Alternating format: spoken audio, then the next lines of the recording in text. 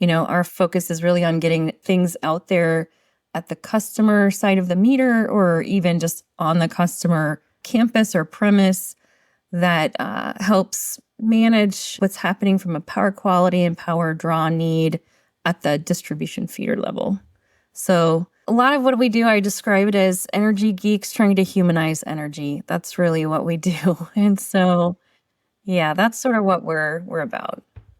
Hey, welcome back, Solar Warriors. If you're new here, welcome and thank you for giving us the one non-renewable resource you've got. We want to earn your attention. We're appreciative that you're lending your ears to us today.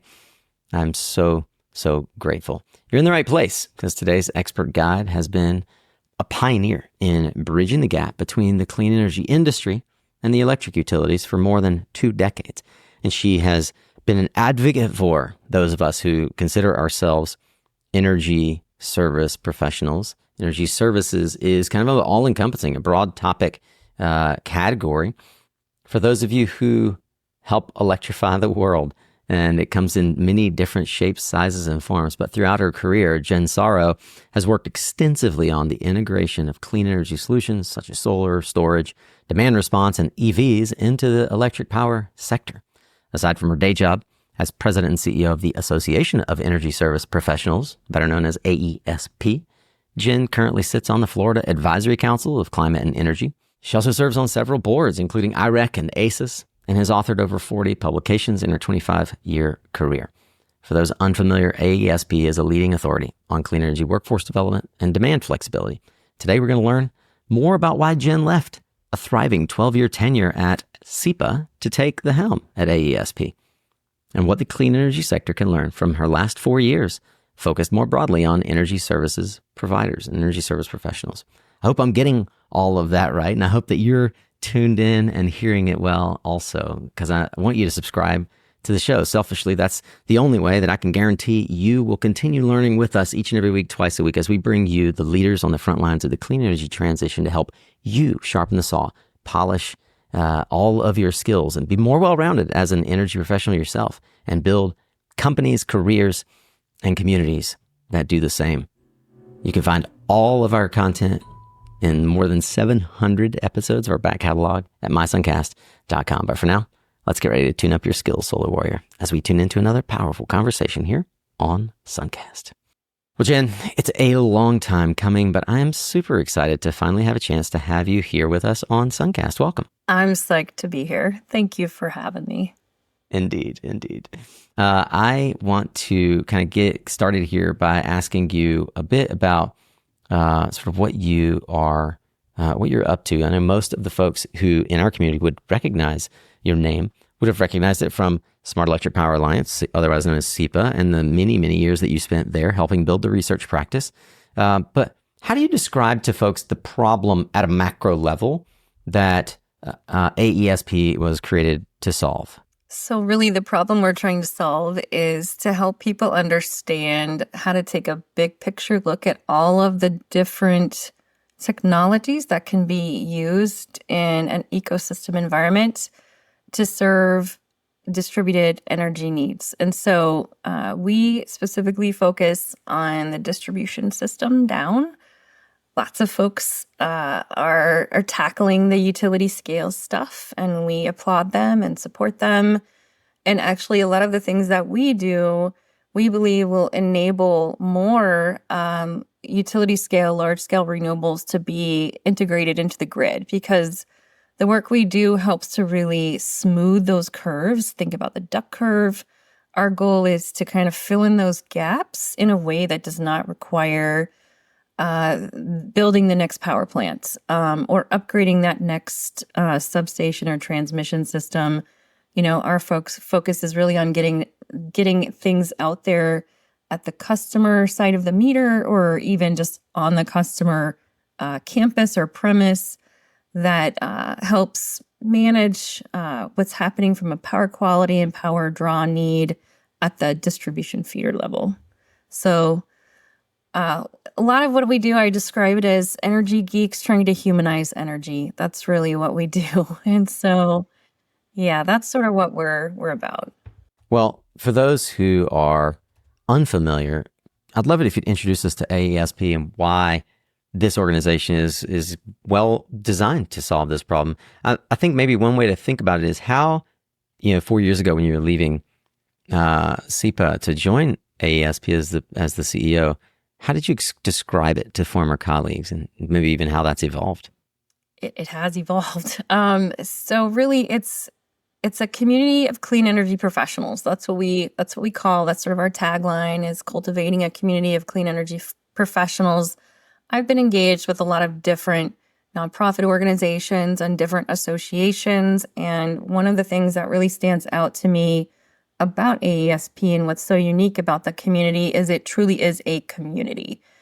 The level of volunteerism, the level of knowledge that people are willing to bring to the table to support the next generation of energy professional, it's special. There isn't a lot of infighting.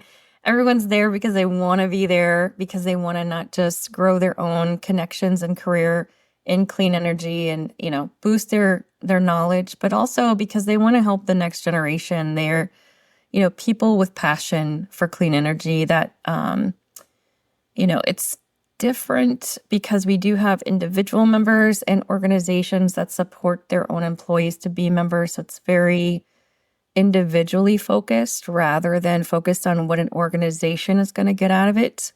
It's about the people.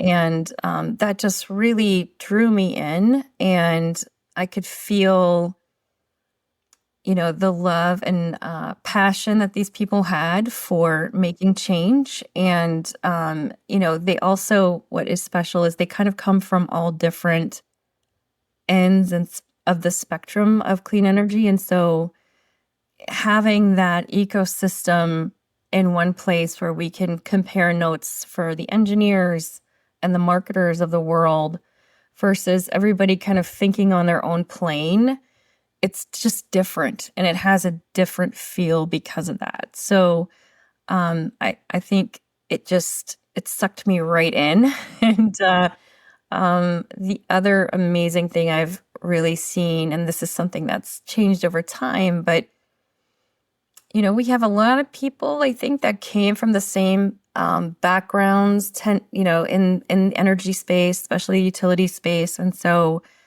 this community is highly diverse and continues to get more diverse in where people are coming from, whether from a different industry or a different walk of life, culturally different places. And so it's such a nice cornucopia of people. We've got sort of every walk of life participating with us.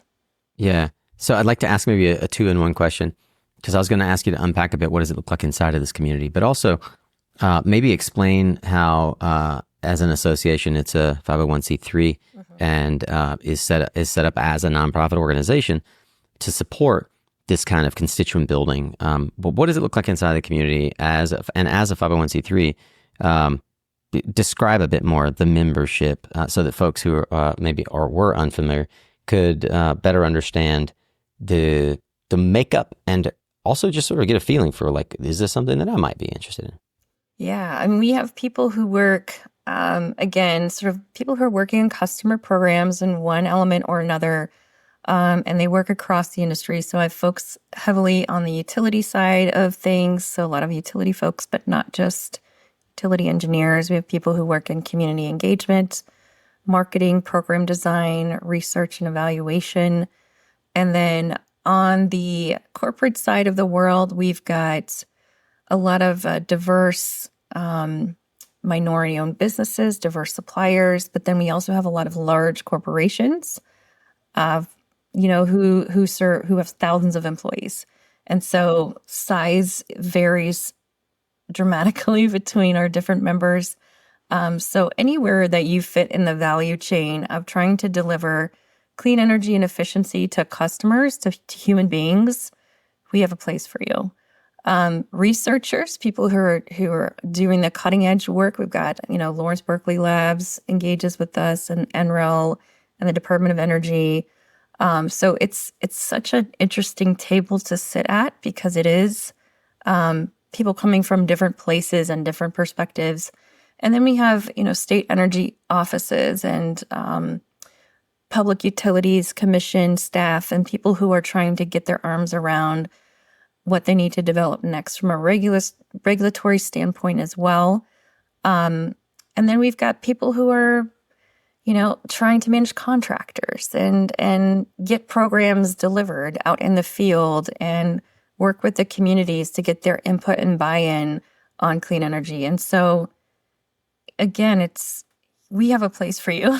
Basically, there's so many different subgroups and communities, and we have 12 chapters throughout the U.S. and Canada. Okay. So not only can you engage with us at more of the high level HQ level, but also within these communities, which are hundreds of people in these different chapters that you can get together with and go have a drink with and, ask those tough questions about how to move in your career or, how to deal with a particular challenge you're facing. And that's really what we're all about. And it's almost entirely volunteer driven. I have a very small staff. We have Wow, that's 12 people total. That's amazing. One per chapter. Basically, yeah. All of our chapter leadership, they're all volunteers. What's one of your favorite stories that helps folks understand kind of the nature of services that the AESP offers to the membership? For me, I think the most special thing we do is our mentorship programs and scholarship programs and kind of combining those two. So we have a lot of emerging professionals that are interested in clean energy and want to figure out what their right entry point is or how to grow in their careers.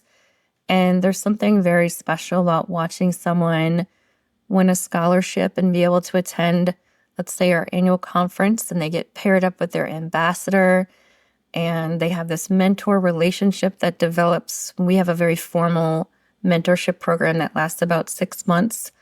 And then to watch those folks come out of that program at the end of that 6 months and having attended our conference and become a chapter leader, we have one who went through the program and she's actually on our board now, our board of directors. And I've watched her grow in her career and just soar. And that is what it's all about, is seeing people who are trying to figure this out, how to enter the clean energy sector, how to have impact with thought leadership and new programs and innovation.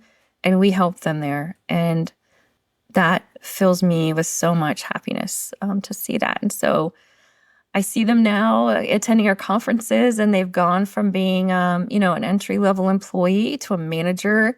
In one case, I've got a guy who, I mentored, and he's a vice president at a utility. It's very special to me to see that happen.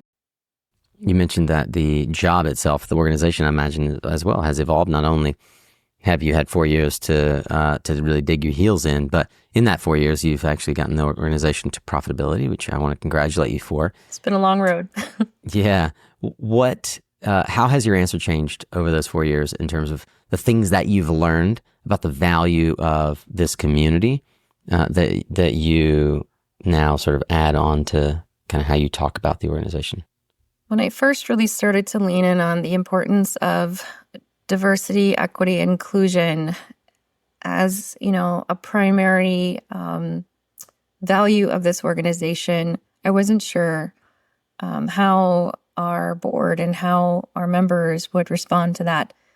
Inclusion is so important to us, and we want everyone, regardless of your background, your ethnicity, your capabilities, to feel welcome and to have a place with us. And so I'll be honest, I had some fear in the initial years, of how accepting this community would be of those kinds of changes and our very intentional efforts to make space for new voices at the table.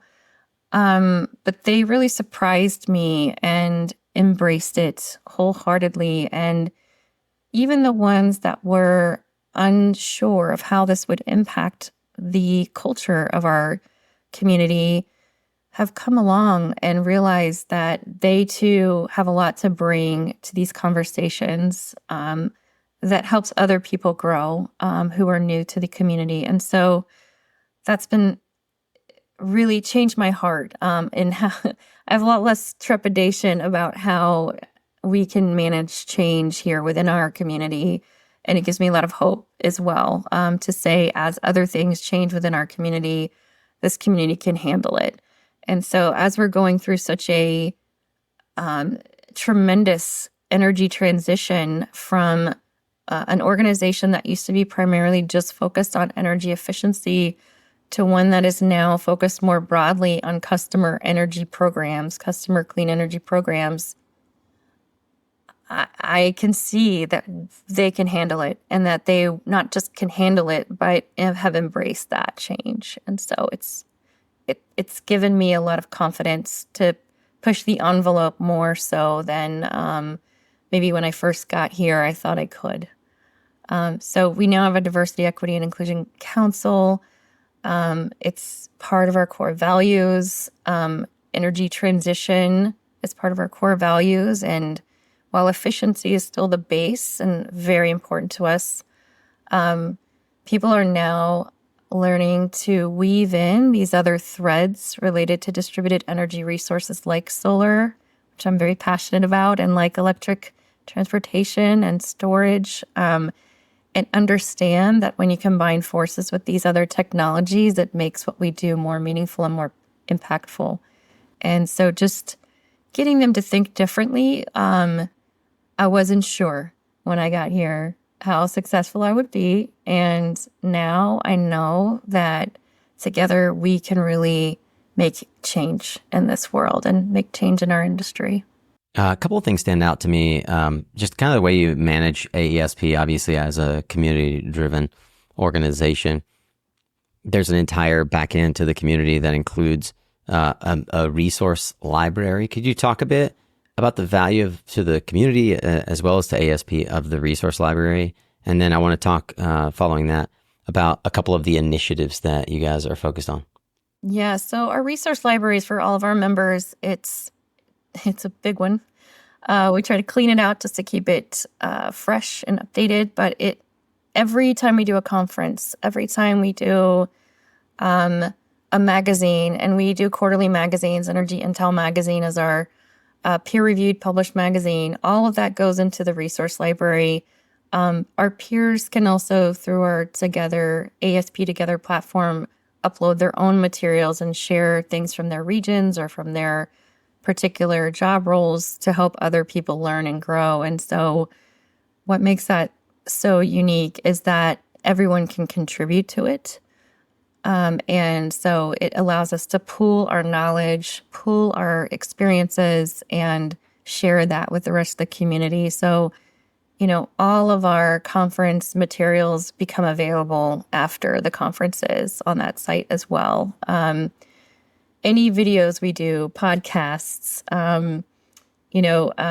blogs, we make sure all of that is available. And again, anyone else can contribute to that within the community. They can add things to the library. Yeah.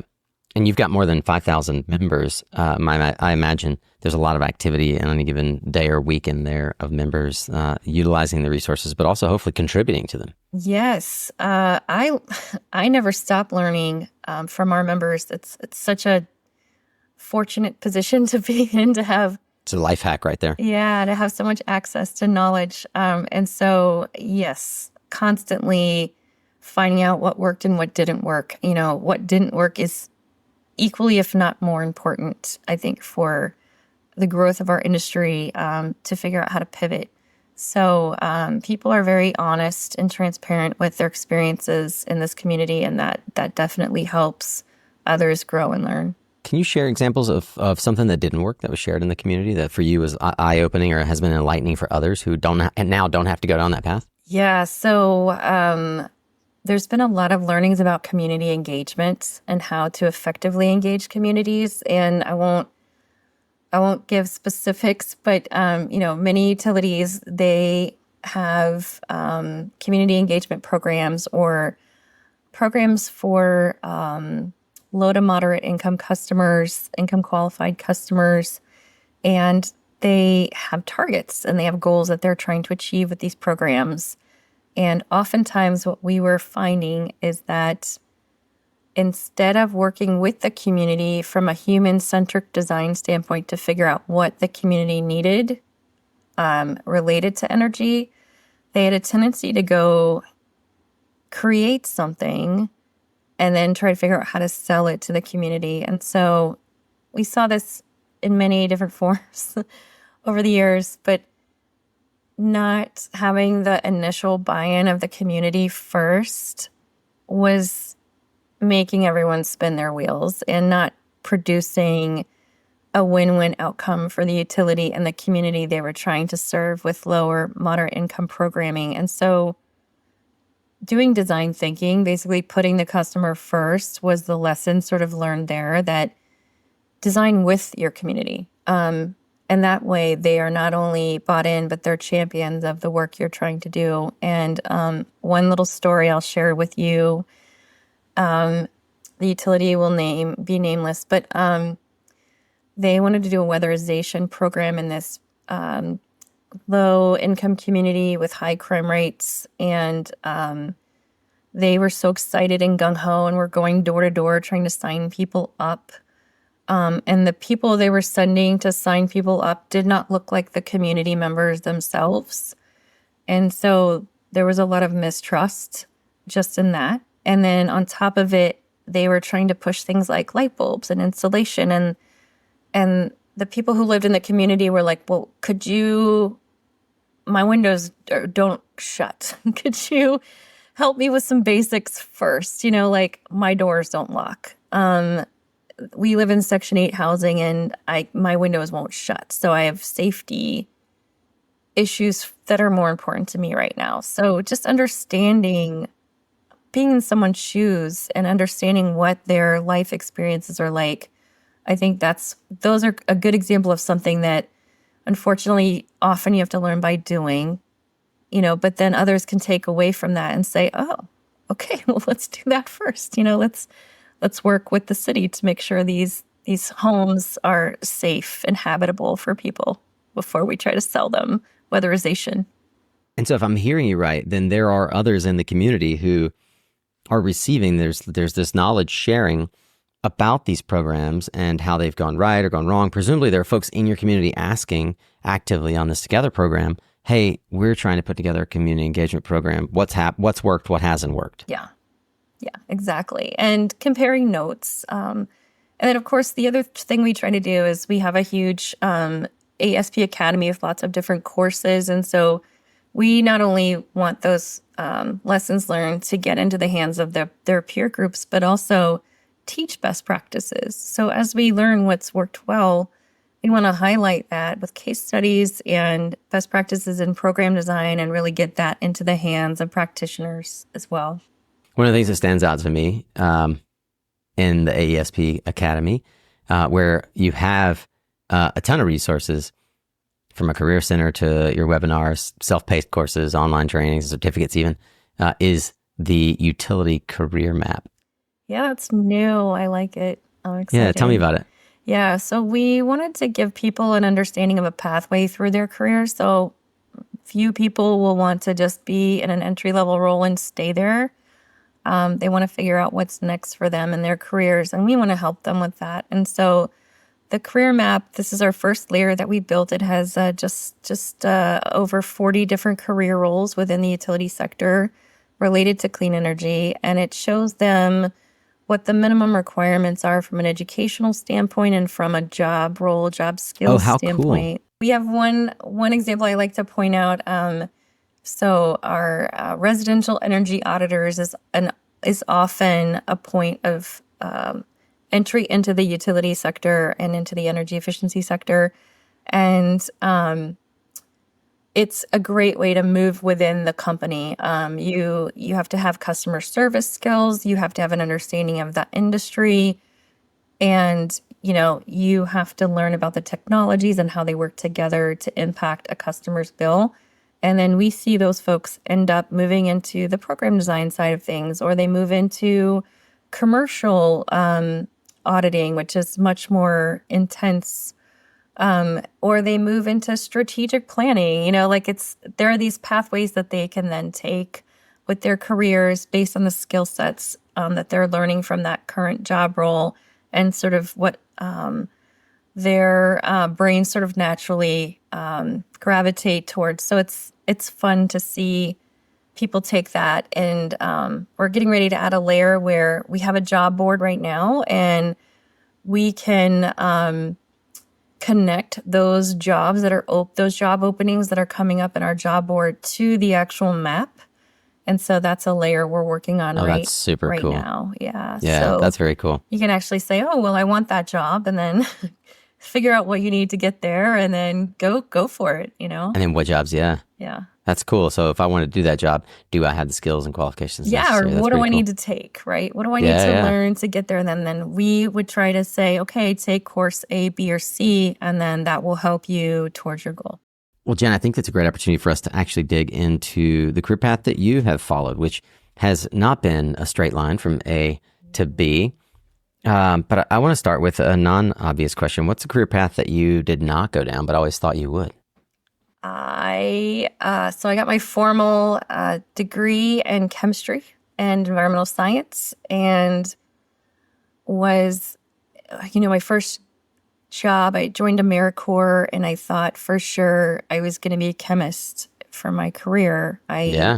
Physical chemistry was my specific area of expertise, and so I spent some interesting times studying the flow of mercury through our ecosystems as my first job with AmeriCorps, and then with the Army Corps of Engineers. And so I anticipated that I would be working for my career in a lab and in the field, studying the impacts of energy choices and pollution on our environment and trying to find ways to sort of clean that up. And then I took this one class on clean energy in college, fell in love with photovoltaics specifically, and the concept of, zero energy buildings, and my whole trajectory just changed. Tell me more. Well, you said you took a class in college, but you were working. I was you were sort of working too. already. Yeah. So I was gonna go get my master's. I was either planning to go to Boston University or to Berkeley and do a master's degree. Started asking around about different programs, and I met this amazing professor who became my boss, Dr. Jerry Ventry, and he worked at the Florida Solar Energy Center, and they were doing work in international sustainability related to energy. And I was like, tell me about your master programs. I want to hear about what you're working on, and if it's a fit for me to do my master's thesis with what you're working on. And he was like, well, how about this? Come and work with me, and then we'll figure out your master's degree later. And that is exactly what happened. I went and applied for an opening that he had, and left the Army Corps to go work for the Florida Solar Energy Center on photovoltaics. And it was the best thing I did with my career. It was the right choice. Yeah. So you ended up spending quite a while in your career at Florida Solar Energy Center, from almost a decade there at FSEC. What was life like late 90s to into the aughts in Florida, when not even California was thriving the way people think of California as the top solar market right now? So different than today. It was still very small, is the way I would describe it. It's so funny for me. Like, I'm headed to RE Plus in a couple weeks here to see the latest and greatest technologies. And back when we were working on photovoltaics, we were trying to help people learn how to do installer training. So we were doing installer training. We were doing materials analysis and working with lead acid batteries on standalone systems. And like the largest solar project in Florida at that time was 100 kW, if that gives you any idea of scale change over the years. Mm-hmm. And the price per watt was in the $12 to $14 range. And that was for commercial scale. So much has changed. Yes. Back then, this is such a silly small thing, but it makes me laugh to think about it. We didn't even have quick connects. So when you were You had to wiring hardwire. photovoltaic modules together, you kind of had to physically wire them, like you're twisting wires and Completely. cramping Yeah. wires, and very different world we were living in. So it's pretty remarkable to see how the scale has changed and how the operational efficiency of the cells has changed and the system life has changed since I started my career there. And a lot. I mean, we're number 2 in the market here in Florida for photovoltaics. Wouldn't have said I would have expected that in 1998. So you were FSEC doing as solar energy and analyst, probably one of the earliest people in the U.S. with that kind of a title. Yeah. And you were doing research, but also training and also some critical cost analysis, design implementation, like really practical policy analysis. And that caught the eye of a few folks. And also, I think, got you to the place where you started to look around. So after 8.5 years at FSEC, you ended up kind of going to the dark side. People say that, but it was one of the things. I'm saying it because it is just such a colloquial way that we think about it, right? Well, and it's funny. Talk to me about that move. My coworkers, also researchers, they give me the most hard time. I had done a lot of work with utility, integration of solar in my research, and so how do we get the costs down?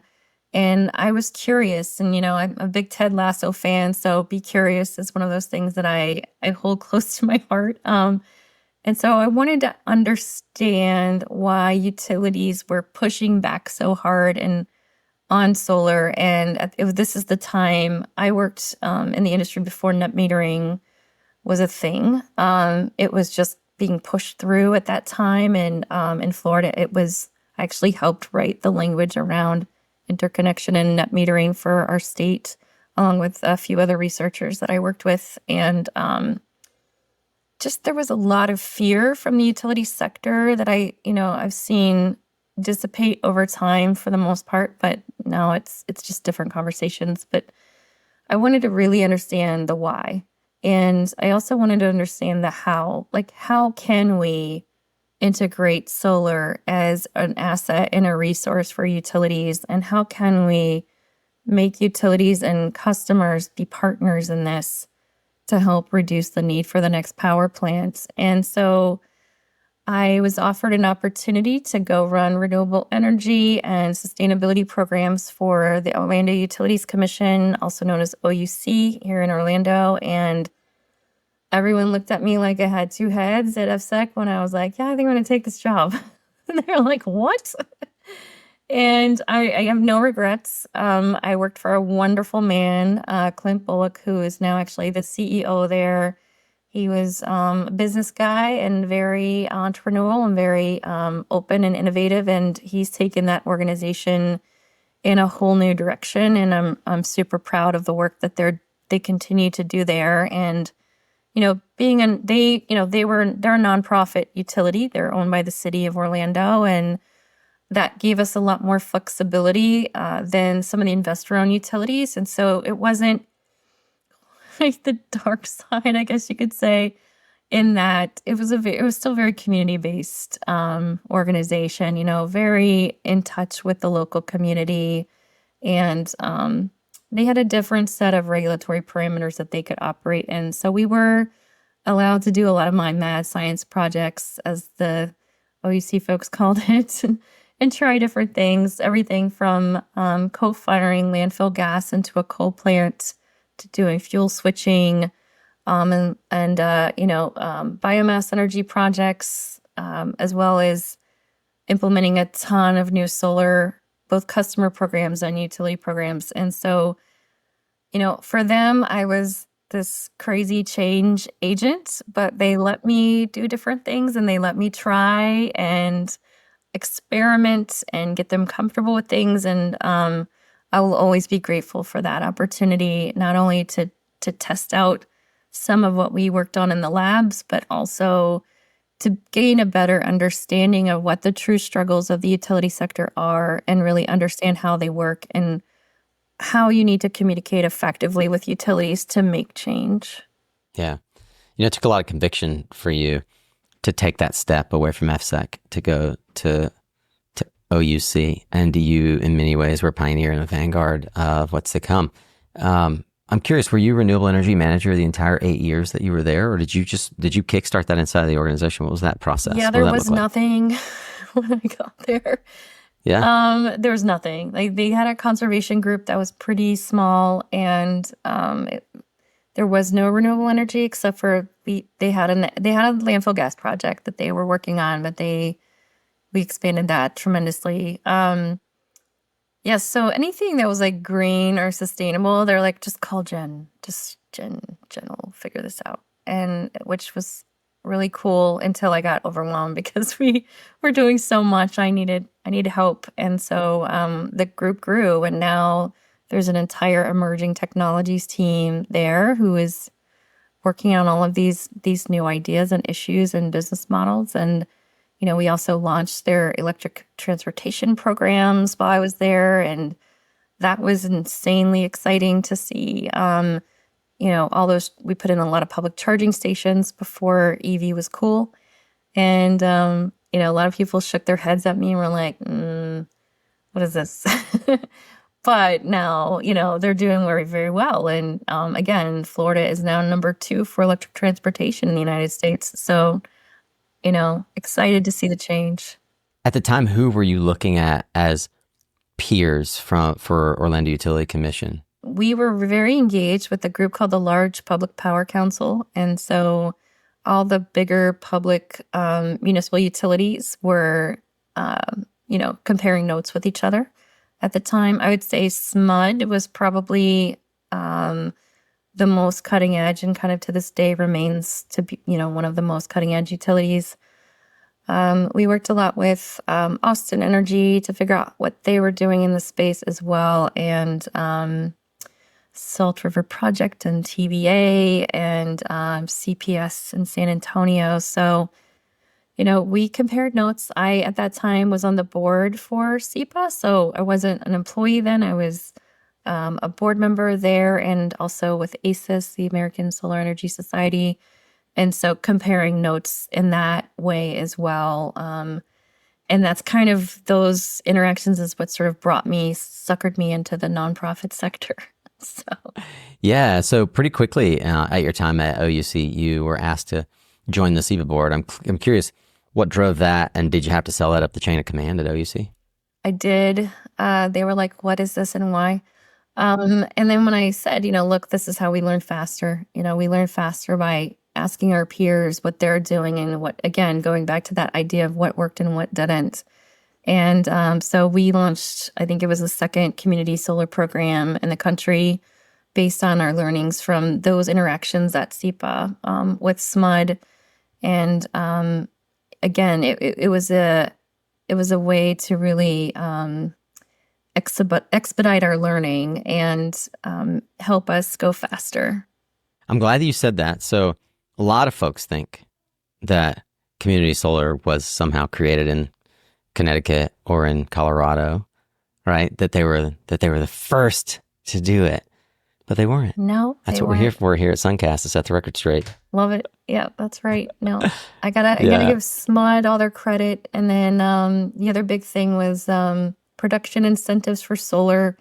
We were one of the first utilities to roll that out. Gainesville, again from SEPA, Gainesville Regional Utilities, another municipal utility in Florida, went on a fact-finding mission with SEPA and to Germany, and saw their production incentive programs and saw how engaged customers were in growing solar there, brought that back to us, and we ended up launching a very similar program in Orlando because of that. Yeah, and now they have 10,000 solar customers here locally, which is a big deal for Orlando.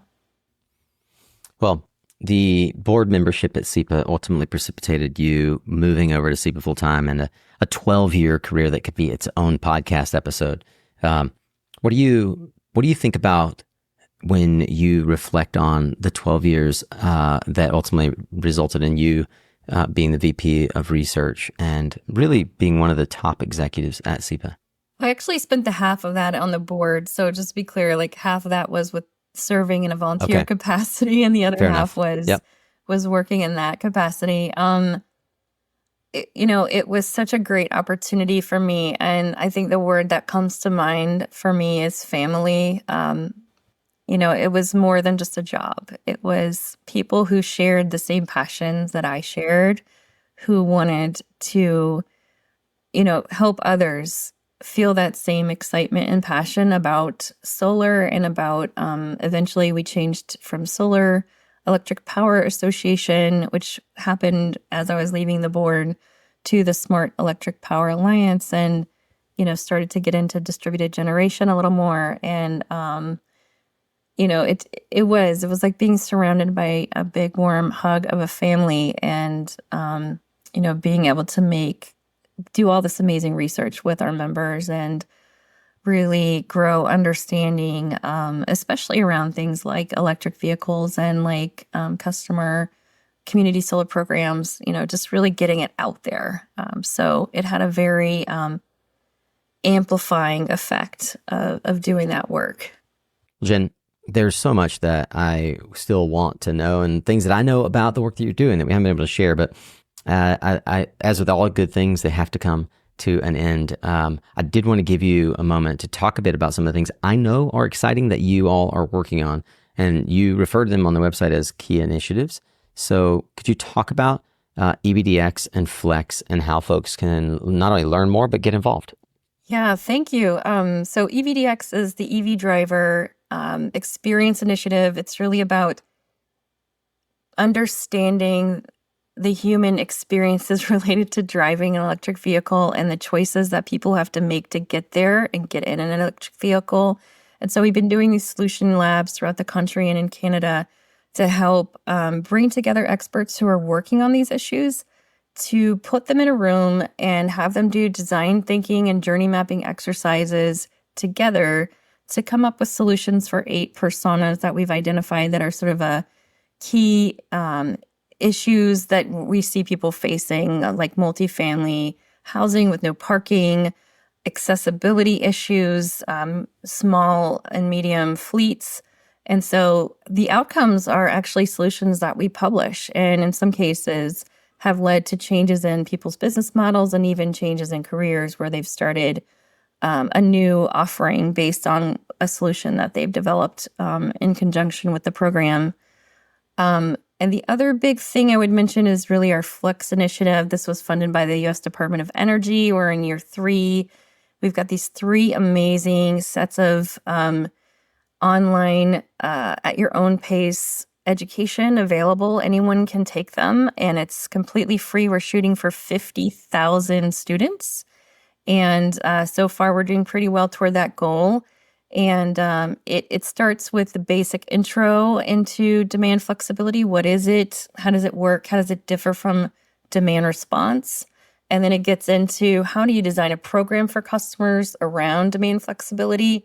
And then finally, how do you measure and verify and implement those programs? And so it's kind of a 3-part series. You can take one or you can take all of them, and it's 100% free. We can find all of that at aesp.org. You can also learn more about Flex and take those courses yourself at flex-energy.org. That's flex-energy.org. And Jen, Szaro, I feel like we're leaving so much on the table, but I wanted to give you an opportunity because I'm sure there are folks who are so inclined. How do you like to be found? Where can people reach out and touch base? I'm pretty accessible. I try to be pretty accessible. You're welcome to just send me an email anytime, jszaro@aesp.org. Head to our website. Chat with me anytime you like. I'm always looking to meet new people and learn about what you're working on. I love it. Well, Jen, I have one last question for you. What will have changed in the world as a result of all the wonderful work you're doing at AESP? My hope is that we are going to have these virtual power plants just everywhere popping up. And, that's going to be a real offering throughout the entire U.S. and Canada if I have my way. Well, I hope that you do have your way. We'll be walking that path with you and telling everyone about it as it becomes a reality. Jen Szaro is the president and CEO of AESP, the Association of Energy Services Professionals. It's so great to get a chance to meet you. I hope that our solar warriors will take a chance to reach out and connect with you and become members of AESP if they are so inclined. Thanks for taking time to be with us. Thank you so much, Nico, for having me.